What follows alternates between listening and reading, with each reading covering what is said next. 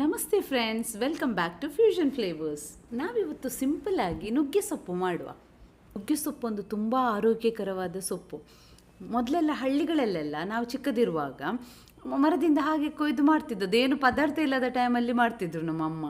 ಆದರೆ ಈಗಾದರೆ ಬೆಲೆ ಗೊತ್ತಾಗಿದೆ. ತುಂಬ ವೈಟಮಿನ್ಸ್ ಇರುವಂಥ ಸೊಪ್ಪು ಇದು.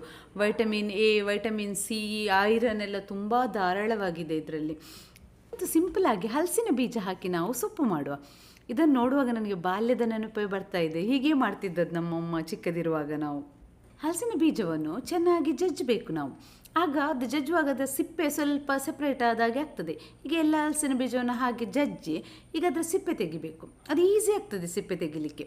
ತೆಗೆದು ಅದನ್ನೊಂದು ಬೌಲಲ್ಲಿ ಹಾಕಿಡುವ ನಾವು, ಈಗ ಸೊಪ್ಪು ಮಾಡಲಿಕ್ಕೆ ಉಪಯೋಗಿಸಲಿಕ್ಕೆ. ಒಂದು ಕಟ್ಟು ಸೊಪ್ಪನ್ನು ಚೆನ್ನಾಗಿ ದಂಟು ತೆಗೆದು ಕ್ಲೀನ್ ಮಾಡಿ ಇಟ್ಕೊಳ್ಬೇಕು ನಾವು. ಅದು ಒಂದು ಕಟ್ನಷ್ಟು.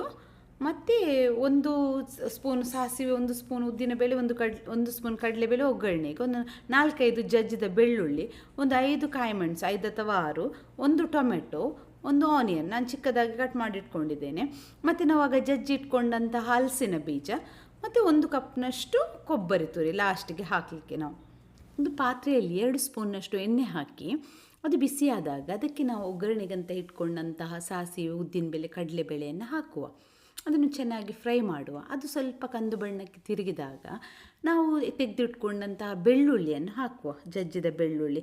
ಅದನ್ನು ಫ್ರೈ ಮಾಡ್ತಾ ನಂತರ ಅದಕ್ಕೆ ನಾವು ಎತ್ತಿಟ್ಕೊಂಡಂತಹ ಕಾಯಿಮೆಣಸು ಸೇರಿಸಬೇಕು. ಇಲ್ಲಿ ಕಾಯಿಮೆಣಸು ಮಾತ್ರ ಖಾರಕ್ಕೆ, ಬೇರೆ ಮೆಣಸಿನ ಹುಡಿ ಎಲ್ಲ ಹಾಕ್ತಾ ಇಲ್ಲ ನಾವು. ಅದಕ್ಕಾಗಿ ನಿಮಗೆ ಎಷ್ಟು ಖಾರ ಬೇಕು ಅಷ್ಟು ಮೆಣಸಿನಕಾಯಿ ಇಲ್ಲೇ ಹಾಕಬೇಕು.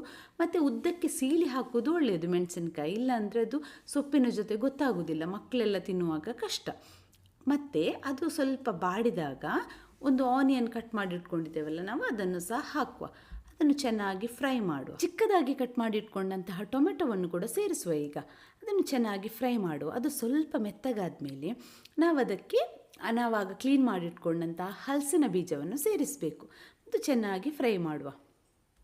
ಅದು ಸ್ವಲ್ಪ ಬಾಡಿದಾಗ ನಾವು ಕ್ಲೀನ್ ಮಾಡಿಟ್ಕೊಂಡಂತಹ ಸೊಪ್ಪನ್ನು ಕೂಡ ಅದಕ್ಕೆ ಸೇರಿಸುವ ಮತ್ತು ಚೆನ್ನಾಗಿ ಮಿಕ್ಸ್ ಮಾಡುವ. ಅದು ಸ್ವಲ್ಪ ಬಾಡಿದಾಗ ನಾವು ಇದಕ್ಕೆ ನೀರು ಸೇರಿಸುವ. ಯಾಕಂದರೆ ನಾವು ಹಲಸಿನ ಬೀಜವನ್ನು ಹಾಗೆ ಹಾಕಿದ್ದೇವೆ ಬೇಯಿಸದೆ.